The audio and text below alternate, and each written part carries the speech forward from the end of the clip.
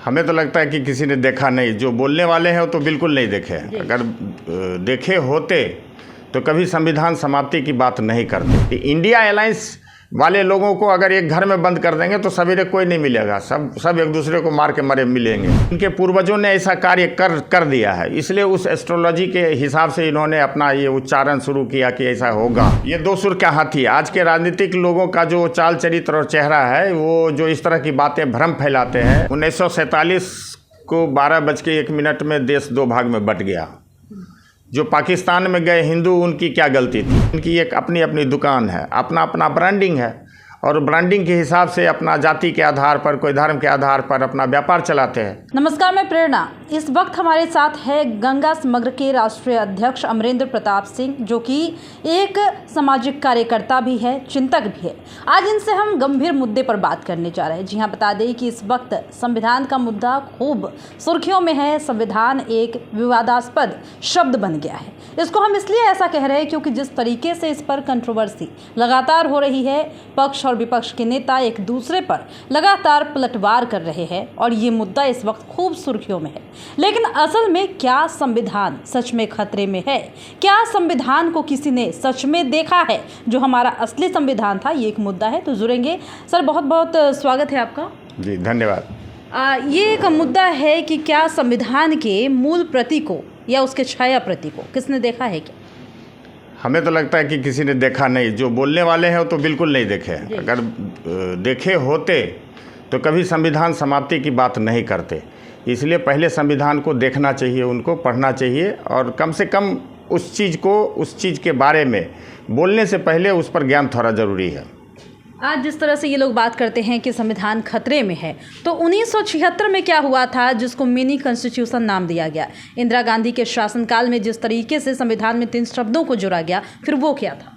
वो उस समय की बात और आज की बात में बहुत का अंतर है। अब उस समय लोग इतने पढ़े लिखे भी नहीं थे और इस चीज़ पर ध्यान भी नहीं देते थे। उनको सत्ता पर विश्वास था कि सत्ता गलत हमारे साथ नहीं कर सकती है। लेकिन उस आड़ में सत्ता में बैठे लोग कुछ इस तरह के बदलाव करते चले गए जो संविधान सम्मत भी नहीं था और समाज के लिए भी वो उपयोगी नहीं रहा। तो उसका तो समाज में विरोध होता रहा और वो चलता रहेगा। एक और बात होता है कि जो 42वां संशोधन था, वो सबसे महत्वपूर्ण और लंबा संशोधन माना जाता है संविधान में। तो जब उस वक्त इतना लंबा संशोधन किया गया, तो क्या उस वक्त हमारा संविधान खतरे में नहीं था? उस समय उन लोगों को ये समझ में नहीं थी कि संविधान इस चीज़ को करने से खतरे में आएगा। और अभी जब संशोधन की कोई बात नहीं चल रही है, किसी तरह के कोई ज़रूरी चीज़ों को उससे निकाला नहीं जा रहा, फिर भी संविधान को लेकर के इस तरह की भ्रांतियाँ फैलाना, ये अच्छे एस्ट्रोलॉजर हैं। और ये इनको एस्ट्रोलॉजी इसलिए जानकारी है कि इनके पूर्वजों ने ऐसा कार्य कर दिया है, इसलिए उस एस्ट्रोलॉजी के हिसाब से इन्होंने अपना ये उच्चारण शुरू किया कि ऐसा होगा। ये भविष्य की बात करने लगे। अच्छा, एक बात, जैसे संविधान जो है उसको लेकर ये बात कर रही है जो विपक्ष है कि अगर हम आते हैं सत्ता में तो हम मुस्लिमों को आरक्षण देंगे, पूरा आरक्षण देंगे।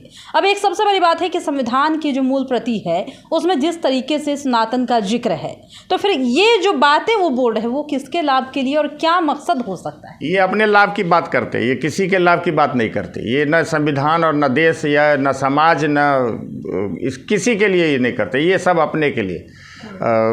कृष्ण के कालखंड में महाभारत में एक कहानी थी, छोटी सी कहानी है, इसलिए कहानी मैं बता देना चाहता हूँ कि कृष्ण ने कलयुग का दर्शन कराया था। तो उन्होंने कलयुग का प्रथम दर्शन में उन्होंने देखा कि बड़े भाई जो गए वो देख करके आए कि 2 हाथी, एक हाथी 2 सूंड वाला हाथी मिला। तो बताया कि कलयुग में जो राजनीतिक लोग रहेंगे वो करेंगे कुछ, बोलेंगे कुछ, सब वो अपने परिवार और अपने लिए पहले खा करके मोटे हो जाएंगे हाथी के तरह।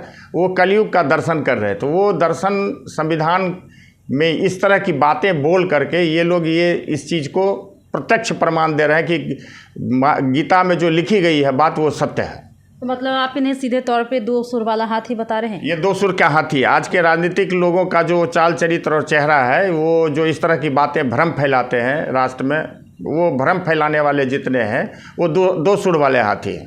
अच्छा, मुकेश सहनी ने जो बयान दिया वो अभी आपने सुना है क्या? सुना है जी।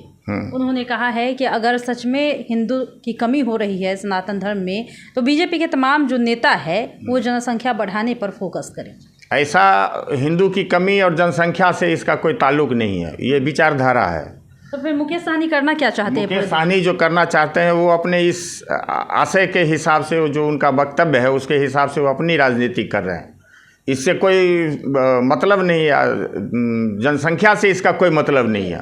पढ़े लिखे लोगों के बीच में एक धारणा बनती चली जा रही है कि हम कितना का व्यवस्था कर सकते हैं, और व्यवस्था के अनुसार वो अपने जनसंख्या को बढ़ाते घटाते रहते हैं।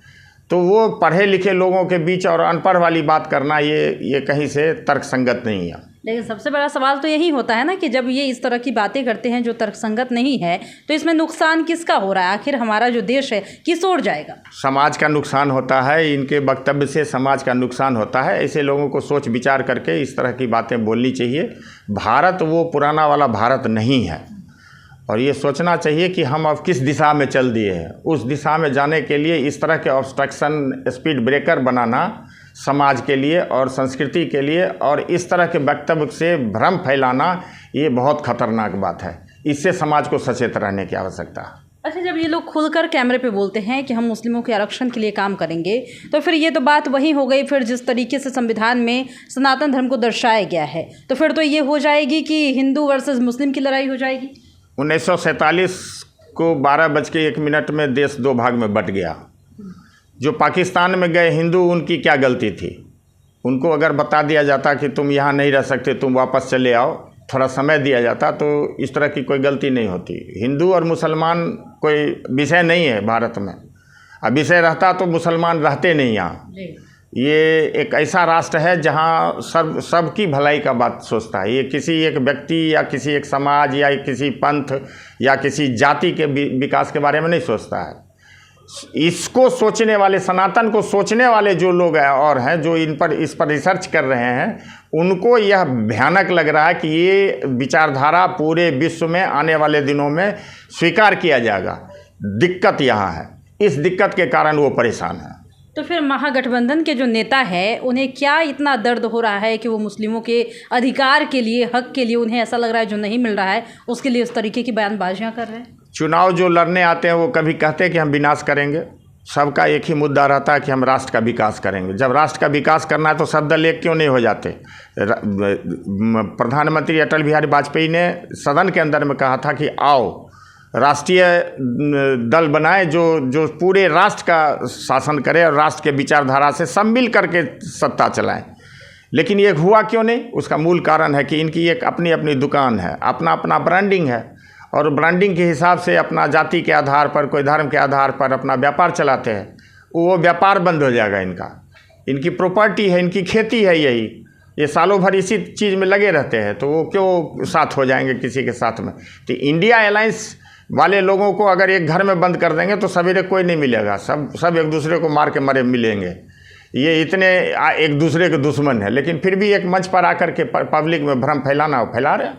तो जो ये इंडिया अलायंस वाले लोग इस तरीके का बयान दे रहे हैं, तो क्या उनको आप कोई नसीहत देना चाहेंगे? नसीहत क्या, उनको नसीहत अपने आप मिल जाएगा।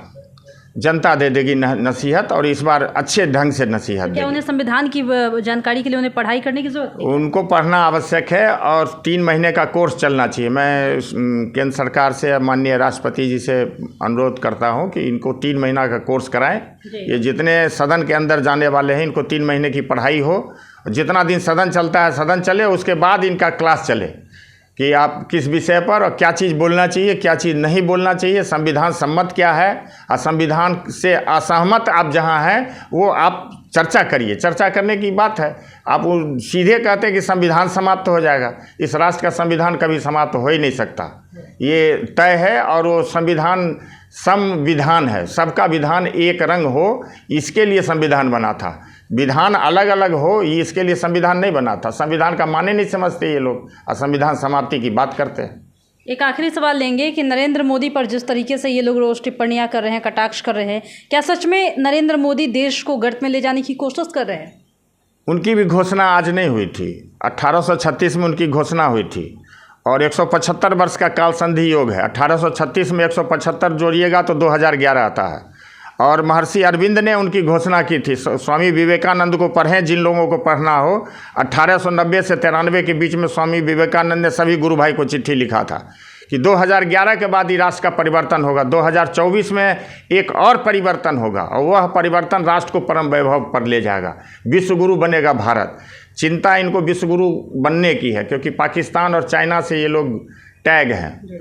उस टैग के आधार पर जो सैलरी होल्डर है उनको जो मालिक बताता है उस मालिक के हिसाब से ये बोलते हैं। तो इनको प्रधानमंत्री मोदी मामूली चीज़ नहीं है, वो देवताओं के अंश से माना गया है कि इस तरह की उत्पत्ति की गई थी कि ये इस कालखंड में होगा, नहीं तो हमारे महर्षि इसकी घोषणा नहीं करते पूर्व में। संविधान सम्मत बदलाव क्या होता है, इस पर मोहन भागवत जी का भी बयान सामने आया था जिस पर खूब बातें की गई, क्या लगता है? मोहन भागवत जी की बातें बहुत लोगों को अच्छी नहीं लगती और वैसे लोगों को भी अच्छी नहीं लगती जो समझ नहीं पाते या हिंदी का ज्ञान नहीं है उनको। वो सारी बातों को बहुत सुलभ ढंग से बताते हैं और विद्वान आदमी हैं, कोई अनपढ़ आदमी नहीं है जो सदन में बैठ करके संविधान समाप्ति की बात करेंगे। तो संविधान सम्मत बातें जो हैं अपने राष्ट्र के लिए, कुछ बातें ऐसे हैं जो संविधान के सम्मत हैं और उसके मुताबिक कार्य नहीं हो रहा है। उस कार्य के लिए सब लोग उसको पॉइंट आउट करते हैं कि ये कार्य इस तरह से होना चाहिए, लेकिन उसको भी मानने के लिए ये लोग तैयार नहीं है और उस संविधान से असहमति बता करके संविधान सम्मत नहीं बताते। तो अमरेंद्र जी से बात हम कर रहे थे, यहाँ पर हमने संविधान के मुद्दे पर बात की। इन्होंने तर्क के साथ बताया कि किस तरीके से संविधान पर जो विवाद हो रहा है, जो बातें हो रही है, उसमें कोई भी आधार नहीं है, क्योंकि जिस तरह से ये लोग तमाम बातें कर रहे हैं सब राजनीतिक एजेंडा है और अपने सत्ता की रोटी सेकने की एक कोशिश है, जो इस तरीके की बयान से यही बात निकल कर सामने आती है और जिससे आम जनता का ही नुकसान है। आम जनता इससे भ्रमित हो रही है, इसलिए इन्होंने साफ साफ बता दिया है कि संविधान हमारा खतरे में नहीं है और साथ ही इन्होंने तमाम विपक्ष के नेताओं को क्लास करने की भी, स्पेशल क्लास करने की भी नसीहत दे दी है। फिलहाल इस वक्त की खबर में इतना ही और भी ऐसे ही तमाम वीडियो अपडेट्स के लिए बने रहिए हमारे साथ और देखते रहिए हमारा चैनल। धन्यवाद।